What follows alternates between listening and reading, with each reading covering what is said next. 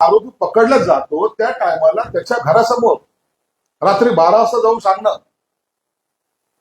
चिंता मत करो, हम तुम्हें घर बना के देंगे, चिंता मत करो, हम तुम्हें नगरसेवक फिर से बनाएंगे. याचा अर्थ काय होतो? याचा अर्थ काय होतो? तू जो काही गुन्हा केलाय ते होऊ दे. त्याच्या आई वडिलांवर पण एक प्रेशर मेंटेन करण्याचा हा प्रकार, की आम्ही तुला घर बांधून देणार आहे, तुझ्या मुलाला आम्ही नगरसेवक करणार आहे.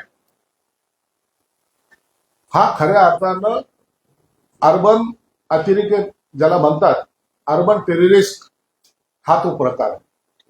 पोलिसांनी तातडीने त्यांच्या विरोधात गुन्हा दाखल केला पाहिजे. रात्री 12 वाजता जाऊन तू तिथं बोलतो कसा? आरोपीच्या समनात म्हणजे पाठिंब्यासाठी त्या ठिकाणी सभा घेतो कशी? या संपूर्ण प्रकरणामध्ये त्यांनी हिदा खानचं पण नाव नाही घेतलं. फिदा खान का हिदा खान? निदा खान. जे प्रकरण एवढं गंभीर आहे त्या निदा खानचं पण नावही नाही. आणि अशा प्रकारे सांगतोय की जसं जेणेकरून हा सगळ्याचा मसिहा झालेला आहे. माझं त्याला ओपन चॅलेंज आहे. इस्लामला मानतोस? कुराण शरीफला मानतोस? ठेव त्याच्यावर हात आणि सांग त्या फिदा खानला मी आणलं नव्हतं म्हणून. तिला लपवण्यामध्ये ह्या इम्तियाज जलीलचा हात आहे. मला खऱ्या अर्थानं सांगायचं, स्पष्टपणे मी बोलतो, मतीन एवढा आरोपी नाही, हा इम्तियाज आरोपी. त्याची हिंमत नाही. त्या मतीन कोण आहे तो बिचारा छोटा नगरसेवक? कुणाच्या सांगण्याहून केलं होतं? यांनी कुराण शरीफवर हात ठेवावं आणि सांगावं, माझा त्याच्याशी काही संबंध नाही, मी त्या फिदा खानला मी ओळखत नाही आणि मी तिला त्या घरात लपवलं नाही.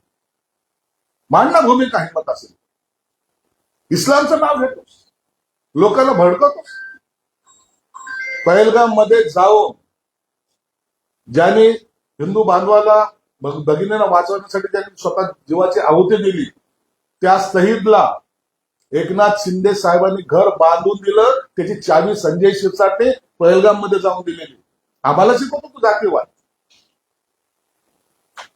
हा इम्तियाज जलील, हा राक्षस, ही हैदराबादची अवलाद, तिकडची जी आलेली अवलाद, ही निजामाची अवलाद, या ठिकाणी येऊन हे विष पेरायचं काम करतो. त्याला सोडणार नाही मी. उद्या मुख्यमंत्र्यांची भेट आहे. पोलिसांमध्ये मतीनने काय स्टेटमेंट दिलेलं आहे, एकदा या त्या स्टेटमेंटच्या आधारावर या जेलमध्ये गेला पाहिजे. आणि बिदरच्या पोलीस कमिशनरला सुद्धा सांगतो, असे रात्रीच्या 12 वाजता जाऊन भडकाऊ भाषण करणारा गुन्हा दाखल करणारा आहात का नाही? कशाच्या बेसवर गेला होता तिथं? का म्हणून गेला होता? आरोपीला पाठबळ देण्यासाठी गेला होता. आणि त्याला माहिती देणारे कोण? सकाळी घर पडणार आहे त्याला सांगणारा कोण होतं? पालकमंत्री काय करू शकतो किंवा पालकमंत्र्याचं काय? अरे मी पालकमंत्री पद आणखी वापरलंच नाही. मला त्या पदाची मस्ती नाहीये. तुम्हाला जी चरबी चढलेली ना, ती चरबी उतरवण्यासाठी मी पुढे आलेलो. माझं फक्त फिदा खानचं प्रकरण राहिलं बाजूला. संजय शिरसाटचे ह्याच्या काढलं म्हणून ते माझ्याशी दुश्मनी घेतात. अरे पूर्ण चौकशी कर ना. माहित तरी आहे का या मूर्खाला? विभागीय चौकशी झाल्याचं माहिती आहे का त्याला? 4 लोकांची कमिटी होती, त्याला माहित तरी आहे का? माझं जरी प्रकरण असलं तर स्पष्टपणे त्याची चौकशी झाली पाहिजे. आणि तू सुद्धा ती मागणी कर, माझी चौकशी करा म्हणून. ते हिदा का फिदा? निदा. ते नाव लक्षात येत. ते निदा खान प्रकरणामध्ये तुझा संबंध नाही म्हणून जाहीर कर. तुम्हाला बाप आहे असं म्हणतोस. कुणाचा बाप होतोस रे तू? एवढी मस्ती तुझ्यात कसली? अर्बन टेररिस्ट आहेस तू. तो तुझा जो टोपीवाला गाडीवाला आहे ना, तो निजाम, त्यालाही सांग, हा महाराष्ट्र आहे, मस्ती चालणार नाही. आम्हाला राजकारण शिपायच्या भानगडीत पाडतात. हिंदूच्या मुलीचं धर्मांतर करतात, लव जिहाद करतात, ड्रग्स विकतात. तुम्हाला काही करायचं, तुमच्या पूजा करायच्या, पिढ्याला पिढ्या सगळ्या बरबाद होत चालल्या. नारेगाव हमेशा हमारे साथ में रहा का? ड्रगचा धंदा करायसाठी. गेल्या 4 महिन्याचा फक्त रेकॉर्ड काढा, किती ड्रग्स त्या ठिकाणून पकडले गेले. पोलीस रेकॉर्ड आहे ना, एफआयआर असेल ना तिथं. मी बोलतोय म्हणून नाही, पोलिसांचा रेकॉर्ड असेल का नाही सर? त्या ड्रग्स तस्करीमध्ये भाड खाणारे हे असे भाडकाऊ आम्हाला ज्ञान शिकवत आहे. अहो, त्या झोपडपट्टीमध्ये राहणाऱ्या गरीब मुलगा आज नशेच्या आहारी गेलेला आहे. दारूसाठी वडिलांचा आईचा खून करणाऱ्यांचे प्रकार तिथे घडलेले, ज्याचा आनंद आसुरी आनंद हे लोक घेतात. लव जिहादचे प्रकरण करायला लावतात, धर्मांतराचे प्रकरण करायला लावतात. असे अनेक जण या शहरामध्ये आहेत आणि त्याचा मोहरक्या हा इम्तियाज जलील. कालपर्यंत त्याने प्रेसवाल्याच्या समोर सुद्धा यायची त्याची हिंमत नव्हती. आज तो दाखवायचा प्रयत्न करतोय की हम अभी है. कारण त्याला वाटलं की जर आज मी पुढे गेलो नाही तर लोक तोंडात सीन घालतील, अरे इम्तियाज, तू त्या मतींचं घर बर्बाद केलंयस, त्याच्या आई वडिलाचं स्वप्न तू धुळेला मिळवलेस, त्याच्या बायकोच्या स्वप्न तू धुळेला मिळवलेस. खरा आरोपी तू आहेस. त्या फिदा खानला आणून तू त्या घरामध्ये ठेवणारा तू आहेस, तिला लपवणारा तू आहेस. आणि म्हणून तू जे जे पाप केले त्याचे आता घडा भरलेला आहे. लोकांना भयकवणं तुला सोपं वाटतं का? तुझ्या पाठीशी बाकी लोक उभे राहत नाहीत. त्यांना माहिती आहे की कोणत्या वृत्तीचे लोक आहेत. मतीन पटेलच नाही, तुझं बी घर इलिगल आहे, त्याची सुद्धा चौकशी करायला मी आज तर सांगणार आहे. तपासायचे परमिशन, हा नाकाने कांदे सोलतोय ना, याची परमिशन एकदा तपासा. परमिशन प्रमाण त्याचं बांधकाम आहे की नाही तपासा, नसेल तर तोडा त्याचं बांधकाम. या शहरामध्ये गेल्या 8 महिन्यामध्ये जवळपास 6,000 बांधकाम आम्ही पाडले. का हिंदूचे नव्हते ते? हिंदूचे घर नाही पडले गेले, मुसलमानाचे होते ते. इलिगल बांधकामाला आम्ही कधी सपोर्ट केलेला नाही. मी आता तुझे जे नगरसेवक आहेत ते कोणत्याही पक्षाचे असेल, तुझ्या पक्षाचे तर निश्चितच नाही, त्या सगळ्यांच्या प्रॉपर्टीची आता तपासणी करतो. आणि ज्यांचे कोणाचे इलिगल घर असेल ना, ते पाडाचे आदेश मी देणार आहे, संजय शिरसाट देणार आहे, पालकमंत्री देणार आहे. माझ्याही नगरसेवक इलिगल असेल तर पाडाचे आदेश देईल मी. आम्हाला कायदे शिकवायचे भानगडीत पडू नका. घटना तुम्हाला कळते ना, एखाद्याच्या चार्जशीट मध्ये नाव आल्यानंतर, त्याला आरोपी म्हणून संबोधल्यानंतर निकाल लागेल तेव्हा लागेल, परंतु पोलीस त्याला कस्टडीत घेतात की नाही घेतात, त्याला जेलमध्ये टाकतात की नाही टाकतात. नाही, माझ्यावर आरोप आणखी सिद्ध झाला नाही, मला मोकाट फिरू द्या, असं कधी होत आहे का? तू आम्हाला घटना शिकवतोस. घटना तुला माहिती, आम्हाला माहित नाही, पोलिसांना माहित नाही. 43 दिवस पोलीस, नाशिकची पोलीस, जवळपास 50 पोलिसांचा ताफा संपूर्ण महाराष्ट्रामध्ये त्या फिदा खानला शोधत फिरत होता. जबाबदार नागरिक म्हणून तुझं कर्तव्य नाही की ती हित आहे म्हणून पोलीस महाराष्ट्रभर शोधताय आणि तू घरात लपून ठेवतोस. मेन आरोपी तू आहेस. इम्तियाज जलील हा मेन आरोपी. उद्या मी सीएमला भेटून ते सांगणार आहे आणि नाशिकच्या पोलीस कमिशनरला सुद्धा सांगेल, हिमतीने काम करतायत. तुम्ही तुमचं कायद्यानुसार जे योग्य आहे ते काम करा. आम्ही सर्व पाठीशी आहोत. सरकार म्हणून तुमच्या पाठीशी आम्ही खंबीरपणे उभे आहोत. आम्हाला राजकारण याच्यात आणायचं नाही, परंतु आरोपी सुटला नाही पाहिजे ही आमची भूमिका आहे. तुमच्यावर त्यांनी आरोप असे केलेत की तुम्ही जे आरोप केला आहे की ते नातेवाईक आहे निदा खान, त्यावर तुम्हाला सिद्ध करावं लागेल आणि तुम्हाला ते कोर्टात देखील केस लागेल. अरे ते तुझे नातेवाईक आहे की नाही आहे ते तू कोर्टात जा, एकदा जाच, आणि तुझा तिचा कसा संबंध आहे हे मी तुला सिद्ध करून दाखवेन. चॅलेंज कोणत्या गोष्टीचं करतोस? मी आता सांगितलं ना, कुराण शरीफवर हात ठेव आणि त्या हिदा खानला मी संभाजीनगरला आणून ठेवलं नाही असं जाहीर बोल, तर मी मानेल की वाह क्या शेर आहे. आरोपीला लपवणारा हा माणूस या खोटारड्या माणसाबद्दलच असे वक्तव्य करतो, लोकांना असं दाखवतं की मी मसीहा आहे. अरे भामटे, कुठं होत असं कुठं आलास? सोफ्यावर बसून मोठ्याच्या मांडीवर मांडी पाय टाकून गप्पा मारतोस, म्हणजे तर तो नेता झालास काय?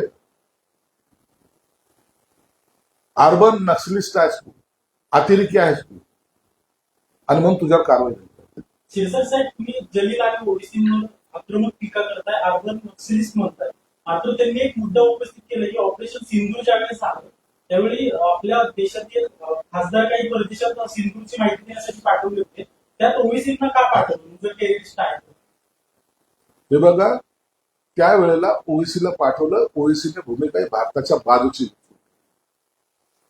आणि जो या देशासाठी करेल ना त्याचा आम्ही सन्मान करतो. आम्ही कधी कोणत्याही, मी तुम्हाला सांगितलं, सईद नावाचा मुसलमान मारणारा अतिरेकी ज्यांनी 26 लोकांच्या गोळ्या घातल्या, तोही सईदच त्याचं नाव होतं. आणि त्याला लढणारा भिडणारा सुद्धा त्याचं नाव सईद होतं. त्या सईदला आम्ही काय सन्मान केला का नाही केला? म्हणून जो देशाच्या हिताचं बोलेल त्या टायमाला त्याच्या बरोबर आम्ही बरोबर. म्हणून त्यावेळेला ओएसीचं स्टेटमेंट देशाच्या हिताचं होतं. याचा अर्थ 24 तास देशाच्या हिताचं बोलतो असं समजण्याचं कारण नाही, परंतु त्यामुळं त्यांना आम्ही त्याचा सन्मान सुद्धा केला. एक दुसरा प्रश्न यासाठी विचारतो की आता मुख्यमंत्र्यांनी एक घोषणा केली आहे की जे अभ्यास दौरे आहेत किंवा इतर मंत्र्यांचे जे दौरे आहेत ते रद्द करण्याचा निर्णय त्यांनी घेतलेला आहे. मुख्यमंत्र्यांनी हा निर्णय घेतला, त्यांचं आम्ही स्वागत करतो. मुख्यमंत्री हा आमचा सर्वांचा कुटुंब प्रमुख आहे, प्रशासनाचा प्रमुख आहे. राज्याच्या प्रमुखांनी घेतलेला निर्णय त्याची अंमलबजावणी करणं हे आमच्या सर्वांचं काम आहे, ते आम्ही करू. मोदीजींनी पण आता एसपीजीच्या गाड्या कमी केल्या, दुसऱ्या विषय तुम्ही कशा प्रकारे त्यांच्या आव्हानाला प्रतिसाद देणार? कारण सगळेच गाड्या कमी करतात, मुख्यमंत्री करतात.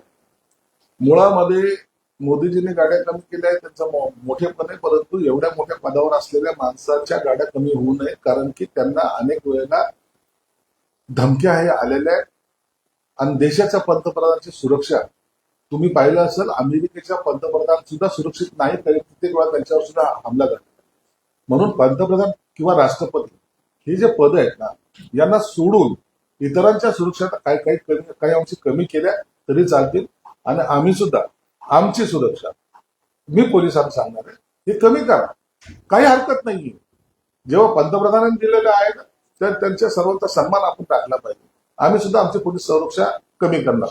मुख्यमंत्र्यांनी ईव्ही गाडी वापरण्याचा निर्णय घेतला आहे, उपमुख्यमंत्री एकनाथ शिंदे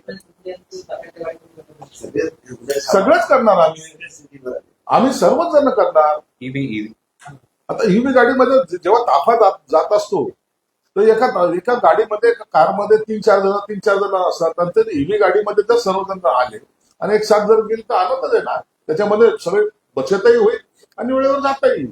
साहेब, तुम्ही जलीलांवर जसा आरोप करता तसं आता नितेश राणेंनी या प्रकरणात आरोप केलेला आहे की या सगळ्या प्रकरणाचा मास्टर माइंड इम्तियाज जलील आहे, तर मग त्यांना सह आरोपी का पोलीस करत नाही? तुम्ही काय तसं मागणी करणार आहात? निश्चित उद्या कॅबिनेटची बैठक आहे, मी मुख्यमंत्र्यांना भेटणार आहे आणि त्याला सह आरोपीने हा मुख्य आरोपी झाला पाहिजे. ती फिदा खान जी आहे ती, मी पहिल्यांदाही सांगितलं आताही सांगतो, ती एक मोहरा आहे. तिच्यासारखे अनेक आहेत. हा जो पटेल जो नगरसेवक मतीन पटेल, हा एक मोहरा आहे. मला खरं सांगतो बाय हार्ट, मला आताही वाईट वाटतं त्याचं घर पाडण्याचं, परंतु त्या चोराला यांनी सपोर्ट केल्यामुळे याच्यावर बरा आहे. म्हणून मेन कल्प्रिट जो आहे तो इम्तियाज जलील आहे. त्यांनी सांगितल्यामुळे हे ठेवलं ना हो. हा काय त्या हिदा खानला काय फिदा खानला ओळखत होता का? मतीन पटेल काही ओळखत नव्हता. मग कुणाचं सांगून केलं हे तर पुढे आलं पाहिजे का ते आलं पाहिजे. तर सांगणारा इम्तियाज जलील होता. ते पोलीस तपासामध्ये येईल आणि निश्चित तुम्हाला होता एक दिवस हा इम्तियाज जलील तुम्हाला जेलमध्ये दिसेल. आधार काय तुम्ही आरोप करताना आधार काय म्हणजे पोलिसांना इम्तियाज जलील एमआयएमचा प्रदेशाध्यक्ष, पार्टीचा प्रमुख आहे. मतीन त्याच्या पक्षाचा नगरसेवक आहे. मतीनचं आणि त्या फिदा खानचं काही संबंध नाही. मग तिला नाशिकला जाऊन किंवा मुंबईला जाऊन यांनी भाषण केलं इम्तियाज जलील. मग तिला तिथून त्याला पसार केलं. तिला संभाजीनगरमध्ये आणलं. संभाजीनगरमध्ये ठेवायचं कुणाच्या घरी तर त्याला सोयीस्कर असं वाटलेलं घर ते मतीन पटेलचं होतं. त्या मतीन पटेलच्या घरामध्ये त्यांनी 35 दिवस ठेवलं. हे सगळेच पुरावे आहेत ना, हे एव्हिडन्स आहेत नाही. आणि ते सगळं त्यांच्या स्टेटमेंटमध्ये आलंच असेल ना. पोलिसाचा तपासाचा जो भाग आहे तो काही गुप्त ठेवला असेल. प्रत्येक दिवशी दिलेलं स्टेटमेंट हे सर्वसमोर दाखवायचं नसतं. म्हणून पोलीस आपला तपास करतायत. त्या तपासामध्ये मला 100% गॅरंटी आहे इम्तियाज जलील हा एक नंबरचा आरोपी असणार. बरं, आज महापालिकेने साहेब एक विषयांतर करतोय. उपमुख्यमंत्री सुनेत्रा पवार आणि मुख्यमंत्री देवेंद्र फडणवीसांनी एक पत्र लिहिलं त्यात आठवण करून दिली, सबका साथ सबका विकास आपण करावा असं आपल्याकडून अपेक्षित आहे. आणि त्याचं कारण होतं निधी वाटपावरनं सर्व नगरसेवकांना समान निधी द्या असं त्यांचं म्हणणं आहे. मुंबई महापालिकेत भाजपच्या नगरसेवकांना जास्त पैसे यंदा पुणे महापालिकेत भाजपच्या नगरसेवकांना जास्त निधी दिला जातो आणि इतर नगरसेवक जे महायुतीचेच आहेत त्यांना निधी कमी दिला जातो. त्याच्यावरून उपमुख्यमंत्री सुनीता पवारांनी मुख्यमंत्र्यांना पत्र लिहिलं. निश्चितच त्यांनी दिलेलं पत्र त्यांचा सन्मान जरूर केला जाईल. मुख्यमंत्र्याच्या निदर्शनात कदाचित हे आलं नसेल, परंतु मुख्यमंत्री मला वाटतं असा भेदभाव कोणत्याही पक्षाबद्दल करणार नाही जे महायुतीतले घटक पक्ष आहेत. मग ते शिवसेना असेल, राष्ट्रवादी असेल किंवा भाजप असेल. काही ठिकाणी आमची सत्ता आहे, शिवसेना सत्ता आहे. आम्ही भाजपच्या नगरसेवकांना समानतेचा दर्जा देतो, तसा त्यांनी द्यावा अशी अपेक्षा आहे. आणि म्हणून सुनेत्रा वहिनीने केलेली मागणी काही चुकीची नाही आणि त्याचा योग्य निर्णय मुख्यमंत्री निश्चित घेतील. भेदभाव हा कोणत्याही नगरसेवकामध्ये माहितीच्या केल्या जाणार नाही, ही भूमिका पक्षाची असणार. पण असला अनुभव तुम्हालाही येतो ना भाजपाकडनं तुमच्या पक्षाला. हे बघा, खालच्या लेवलला महानगरपालिकेला असेल, नगरपालिकेला असेल, त्या लेवलला काय रोज काही घडामोडी घडतात, तर ह्या सगळ्या गोष्टीची माहिती वरिष्ठांना नसते. आणि जर असली तर त्याच्यामध्ये सुद्धा करता येतो. म्हणून जर असा काही अन्याय झाला, आमच्याही बाबतीमध्ये काही वेळेस घडला, आम्ही मुख्यमंत्र्यांचं कार्य टाकलं होतं आणि त्यावेळेस त्यांनी सुद्धा आम्हाला सकारात्मक त्यांनी भूमिका घेतली होती. म्हणून आता सुमित्रा वहिनीच्या प्रकरणात सुद्धा सकारात्मक भूमिका घेतलेली आहे. तसेच छत्रपती संभाजीनगर पालिकेने आज पहाटेच अतिक्रमण हटाव मोहीम हाती घेतली. तर ही मोहीम पुढे चालू राहणार आहे का आणि सगळेच अतिक्रमण आता काढले जाणार? हे बघा, ही मोहिमेच्या पूर्वीची मोहीम तुम्हाला सांगतो. शहानूरवाडीमध्ये अतिक्रमण काढले गेले. अनेक अतिक्रमणाची मोहीम आता त्यावेळेला चालू आहे, आजही चालू आहे. आताही 2 दिवसाची नोटीस आहे उस्मानपुरीच्या इथं एका रस्ता वाढणीची इथं दिलेली आहे. ही निरंतर चालणारी प्रक्रिया आहे. परंतु हे जे काही नारेगावचं जे प्रकरण आहे त्याला गांभीर्याने यासाठी घ्यायचं होतं की एका नगरसेवकाने एका आरोपीला लपवलं आणि ते सगळ्यात धोकादायक. एखादं अतिक्रमण करून एखादा गरीब माणूस राहतोय, त्याचं अतिक्रमण काढणं हे ठीक आहे, पण आरोपीला त्याचा आश्रय देणं हे सगळ्यात देश विरोधी कृत्य ज्याला म्हणता येईल तशा प्रकारचं कृत्य हे मतीन पटेलने केलेलं आहे. म्हणून त्याच्यावर कडक कारवाई तातडीने करण्याचा मानस महानगरपालिकेचा होता आणि आमची सुद्धा तीच मागणी. सुनील तटकरे शरद पवारांची बैठक पक्षाच्या बॅकग्राऊंड प्रोग्रामनंतर त्या भेटीचे शरद पवारांच्या भेटीत तटकरेंनी शरद पवारांची भेट घेतली. त्यांनी सांगितलं की ही राजकीय भेट नव्हती आणि शरद पवारच्या तालमीमध्ये त्यांची सुद्धा वाढ झालेली आहे. अनेक वेळा ते शरद पवारांच्या बरोबर त्यांनी काम केलेलं आहे. म्हणून आता तुम्ही त्या राजकीय भेट नव्हती याचा दुसरा अर्थ काय घ्यायचा तो घ्या आणि त्याचे काय निष्कर्ष लावायचे लावा. परंतु याचा कुठेतरी राजकारणामध्ये थोडे बहुत जे संकेत मिळत ते संकेत मला वाटतं नेमकं भविष्यामध्ये काय घडेल याची ही पूर्वतयारी असेल असं दिसतं. याला याला जोडूनच असं आहे की दोघांनी पण तटकरे आणि प्रफुल्ल पटेल यांनी आसामवरून परत येत असताना मुख्यमंत्र्यांच्या विमानाने प्रवास केलाय, सोबत प्रवास केलाय. याच्याकडे कसं बघता? ते आमच्या युतीतले आहेत, ते महायुतीतले घटक पक्ष आहेत. आणि प्रफुल्ल पटेल आणि तटकरे जेव्हा मुख्यमंत्र्यांबरोबर प्रवास करतात याचा अर्थ आमची महायुती किती घट्ट हे दाखवण्याचा तो प्रयत्न आहे. तसे पार्थ पवारांच्या आबिड या कंपनीने जो मुंबईमध्ये जमिनीचा गैरव्यवहार केला होता त्याची सुनावणी सगळी सुरू होती. नोंदणी महानिरीक्षकांनी आता निकाल दिलेला आहे आणि पार्थ पवारांच्या कंपनीला 21 कोटींचा दंड ठोठावला. पार्थ पवारच्या कंपनीला पूर्वी जो काही निकाल दिला होता त्याला आता पुन्हा ॲपिलेट अथॉरिटीने त्याला कन्फर्मेशन दिलं. 21 कोटीचा जो दंड ठोठावला होता तो त्यांनी भरावा असं त्यांनी निकाल दिलेला आहे. आणि आता त्याला एक 60 दिवसाची मुदत महसूल मंत्र्याकडे अपील करण्यासाठी. यामध्ये नीटची परीक्षा महसूल मंत्री यामध्ये निर्णय घेतील आणि तो काही जे काही निर्णय असेल तो मला वाटतं त्याच्या पद्धतीने कारवाई सुरू होईल. नीटचा पेपर पुन्हा एकदा फुटला, नीटची परीक्षाच रद्द करण्यात आली. म्हणजे विद्यार्थी अभ्यास करतात आणि परीक्षेच्या वेळेस अशा परीक्षा रद्द होत असतील तर कसं? अत्यंत चुकीचं झालेली घटना आहे. नीटचा पेपर फुटणं लाखो विद्यार्थ्यांच्या भविष्यावर एक प्रकारे प्रश्नचिन्ह निर्माण करणार. अनेक विद्यार्थी असतात, अनेक वेळा ते अभ्यास करून इतक्या मेहनत करून परीक्षेची तयारी करतात. कुठेतरी एखाद्या सेंटरवर एक पेपर फुटतो आणि त्याचा परिणाम हा देशभरातल्या महाराष्ट्रातल्या सर्वच विद्यार्थ्यांना त्याचा फटका बसतो. आता पुन्हा तयारी करा, पुन्हा अभ्यास करा, पुन्हा आता नवीन काय येईल वाढून ठेवले माहित नाही. जो कोणी विद्यार्थी आता आनंदात होता की नाही मी चांगला पेपर दिला त्याला पुन्हा पेपर द्यावा लागणार आहे. आणि अशामुळं विद्यार्थ्याचं जे आत्मविश्वास आहे तो सुद्धा ढासळतो. म्हणून असे पेपर फुटीचे जे प्रकरण आहे त्याच्यामध्ये जे पेपर फुटतात त्यावेळेला त्या पकडलेल्या आरोपीला शिक्षाही मोठ्या प्रमाणात झालेली दिसत नाही. म्हणून हे हिंमत वाढत चाललेली आहे. सरकारने याच्यावर आणखी कडक आणि मोठ्या स्वरूपाचा गुन्हा कसा दाखल करता येईल यावर निर्णय घ्यावा, जेणेकरून भविष्यामध्ये असं पेपर फुटीचे प्रकरण घडणार नाही. महाराष्ट्रात सर्वाधिक चंद्रकांत पटला अशी टीका जितेंद्र आव्हाड. महाराष्ट्रात सर्वाधिक चंद्रकांत पटला अशी टीका जितेंद्र आव्हाड. पंतप्रधान मोदींनी जे तेल कमी वापरा असं सांगितलंय त्यात जितेंद्र आव्हाड म्हणतात की सगळ्यात जास्त डोक्याला तेल चंद्रकांत पाटील लावतात. ते डोक्याला तेल लावतात, हा मटणामध्ये तेल खातो. दोघे सारखेच आहेत. मग त्याच्यामध्ये तुम्ही इतरावर टीका करताना मटणामध्ये तेल कमी टाकतात जितेंद्र आव्हाडनी, त्याच्या सुद्धा आम्हाला बचत होईल ना. आज घोड्यावर गेले ते. ठीक. नेमका घोड्याच होता तर काय कल्पना नाही. चला. सर, विवाद पार्षद मतीन पटेल जो नीता खान कुछ पाने में जिनका यहाँ पे चित्र संबंध में था, तो उनका घर आज महानगर पालिका की ओर से डिमोलिश किया गया और साथ ही नीता खान जिस घर में छुपी थी वो भी डिमोलिश किया गया. इसके बारे में आपकी क्या है? देखिए, निदा खान प्रकरण ये इतना बड़ा है. जहाँ धर्मांतर की घटना घटी थी वो निदा खान नासिक से निकल के मुंब्रा वाया मुंब्रा संभाजीनगर पहुंची. संभाजीनगर में आने के बाद मतीन पटेल जो यमायन के नगर सेवक थे, पार्षद थे, उनके घर पे वो करीबन 35 दिन तक रहे.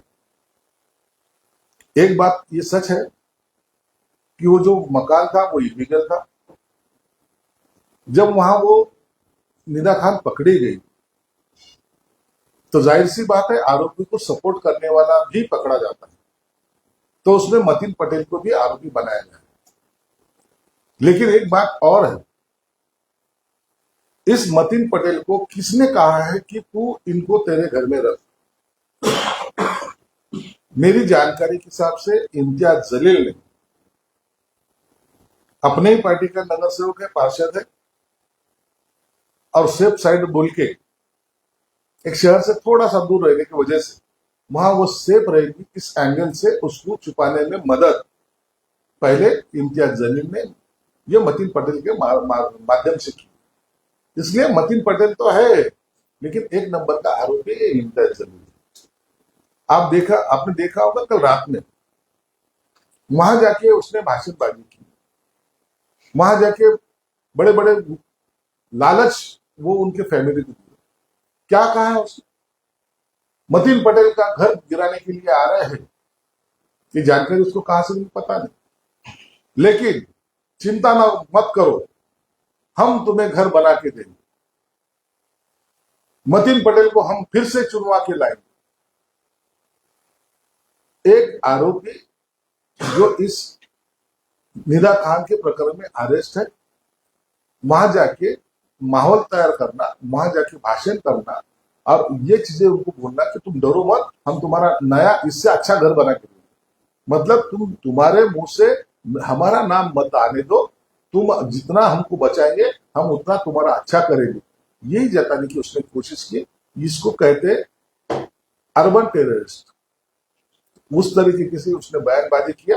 आपके माध्यम से मैं पुलिस को भी विनती करूंगा कि तत्काल इनके ऊपर ऐसी बयानबाजी करने के इस आरोप में गुना दाखिल होना चाहिए। एमआईएम पार्टी को आतंकवादी पार्टी संबोधने पर इम्तियाज जलील ने कहा है कि ऑपरेशन सिंदूर जब हुआ था उसके बाद नरेंद्र मोदी द्वारा जो डेलीगेशन विदेश में भेजा गया था उसमें एमआईएम के जो अध्यक्ष हैं असदुद्दीन ओवैसी उनको भी भेजा गया।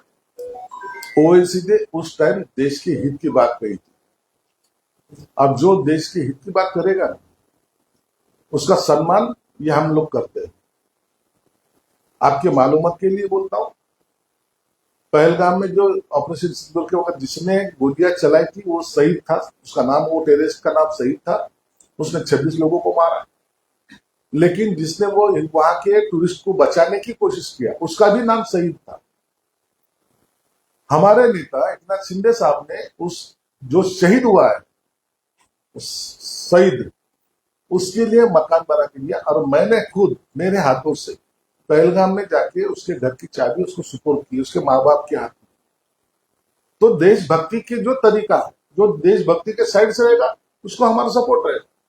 लेकिन जो ऐसी हरकतें करता है, जहां धर्मांतर की बात आती है, जहां लव जिहाद की बात आती है, जहां ड्रेस बेचने की बात आती है, उसको हम सपोर्ट नहीं कर सकते।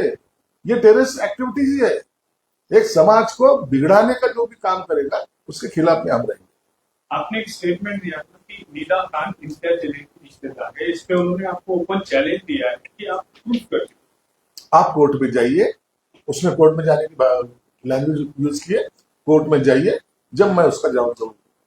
राहुल गांधी ने जो है नीट एग्जाम कैंसिल, जो पेपर फूटा था उसके बाद नीट एग्जाम कैंसिल हो गई, उसमें कहा है कि 22 लाख से ज्यादा छात्रों की मेहनत, त्याग और सपनों का इस भ्रष्ट भाजपाई व्यवस्था ने कुचल दिया। देखो, नीट का पेपर जो फूटा है उसकी हम तो निंदा ही करते हैं, वो गलत ही हुआ है, उसका कोई समर्थन नहीं करेगा। जो 22 लाख विद्यार्थी इस एग्जाम में बैठे थे, बड़े परीक्षा देने के लिए बड़े तैयारी की थी, जोर शोर से तैयारी की थी, अब उनको फिर से एग्जाम देने की नौबत उनके ऊपर आने वाली, ये बात उचित नहीं है। इसलिए जो इसमें आरोपी रहेंगे उन लोगों के ऊपर भी कार्रवाई कड़ी से कड़ी होना चाहिए। ये हर टाइम एक आधे कई जगह पे एक पेपर लीक होता है और पूरे देश भर के नीट के बच्चों को तकलीफ होती है, ये बात ठीक नहीं है और इसको हम इसका कभी समर्थन भी नहीं करेंगे। पश्चिम एशिया में जो संघर्ष चल रहा है उसके ऊपर शरद पवार ने पंतप्रधान से मांग की है कि वो सर्वदलीय बैठक की। देखिए, शरद पवार जिस नेता है, उन्होंने ऐसी अगर मांग की, जरूर इसके बारे में पंतप्रधान जो भी निर्णय लेंगे उसके बारे में मैंने बोलना उचित नहीं। स्टालिन जो कि पूर्व मुख्यमंत्री थे, उन्होंने सनातन धर्म खत्म होना चाहिए इस तरीके का बयान दिया। स्टालिन के हमेशा बयान जो है विवादास्पद रहे, हमेशा उसने कुछ हिंदू धर्म की अवहेलना करने की कोशिश की है, कभी भी उसने हिंदू धर्म को माना नहीं या वो मानता भी नहीं है, इसलिए ऐसे उसकी बयानबाजी हमेशा आती है और हम उसको ज्यादा अहमियत भी नहीं देते। तुम्ही इम्तियाज जलीलवर आता जे आरोप केले की इम्तियाज जलील हाच मुख्य आरोपी आहे, त्यावर जलील असं म्हणतात की त्यांना मला पालकमंत्री म्हणण्याची पण लाज वाटते। इम्तियाज जलीलला देशाची घटनेची बी लाज वाटते आणि तुझी लायकी काय मला पालकमंत्री म्हणून म्हणायची लाज वाटते। तुझ्या उपकारावर मी पालकमंत्री नाही झालेलो. मला या जनतेने निवडलेलं आहे. या माझ्या मुख्यमंत्र्यांनी मला मंत्री केलेलं आहे, पालकमंत्री केलेलं आहे. म्हणून तुझ्यासारख्याची गरज आम्हाला नाहीये. मला तर नाहीच नाही. तुझ्यासारखी आम्ही दलाली करत फिरणारे म्हणजे लोक नाहीत. आम्ही स्वाभिमानी आहोत. म्हणून इम्तियाज काय बोलला याला मी महत्व देतो. आणि त्यांचाच एक नगरसेवक आहे. त्याला रात्री अटक झाली आहे. 3 पथके होते, 2 दाखवले, एक भावाचा एवढून दाखवला. चिटिंग केस, फॉर्जरी आणि अटके. त्या माणसाला नगरसेवक याच्याबद्दल बोललो ना इम्तियाज जलील फडणवीसच्या. हे जे ना खोटं बोलण्याची जी प्रॅक्टिस आहे ना, बाळ कडू हा इम्तियाज लोकांच्या गळ्यात असा तोंडात टाकत असतो. म्हणून खोटं बोल पण भेटून बोल हे या जमायचं सूत्र आहे. आणि त्याच्यामुळे ते नगरसेवकाला अटक झाली आणि त्याचं सुद्धा नगरसेवक झालं. तर बारामती पुण्यात घडवून बारामतीमध्ये पुण्यात घडवून आता ही दुर्घटना आहे. आता कशी घडली त्याच्याबद्दलची माहिती नाही. क्लासमध्ये बांधला. सर इम्तियाज जलील साहब का एक बयान चर्चा में आ रहा है. उन्होंने कहा है कि आपको पालक मंत्री बोलते हुए भी उन्हें शर्म आ रही है. अरे तेरे को पालक मंत्री बोलने के लिए कहा किसने? तेरे पालक मंत्री बोलने से मैं पालक मंत्री हूँ, ना बोलने से नहीं रहूंगा. उसके दिमाग पे, इम्तियाज के दिमाग पे असर हुआ है. वो धूप की वजह से पागलपन के दौरे उसको पड़ रहे हैं. कुछ दिन में वो पागल नजर आएगा. काय झालं? तुम्ही खळबळजनक वक्तव्य केलं. उभा राहतो जाऊ दे. त्याच्याबद्दल नाही, ह्याच्याबद्दल इतिहासाबद्दल नाही. राष्ट्रवादी उभा राहा. आता ते